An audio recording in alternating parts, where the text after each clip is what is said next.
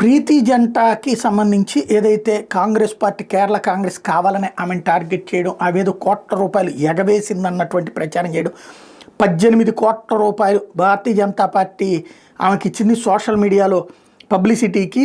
Social media accounts బీజేపీనే నడుపుతుంటుంది ఆమెది, అందుకు గాను 18 కోట్లు ఇస్తుంది అన్నటువంటి బీజేపీ ఇస్తుంది ఆమెకు అన్నటువంటి ప్రచారం చేసుకొచ్చారు. ఓపెన్గా వాళ్ళకి సంబంధించినటువంటి కాంగ్రెస్ కేరళ అఫీషియల్ పోస్ట్లో పెట్టుకొచ్చినటువంటి దాని మీద ప్రీతి జంట క్లియర్గా చెప్తూ, అయ్యా నేనైతే 10 పైసలు అప్పు తీసుకోలేదు ఏ బ్యాంక్ దగ్గర నుంచి కూడా, అలాగే నాకు ఏ బ్యాంకు కూడా ఇంతకుముందు రుణమాఫీ చేయలేదు. ఎందుకంటే వీళ్ళు ఏమన్నారంటే 18 కోట్ల రూపాయలు ఈవిడ ఒక బ్యాంకులో అప్పు తీసుకుంది, కేరళలో మూతబడ్డటువంటి బ్యాంకు.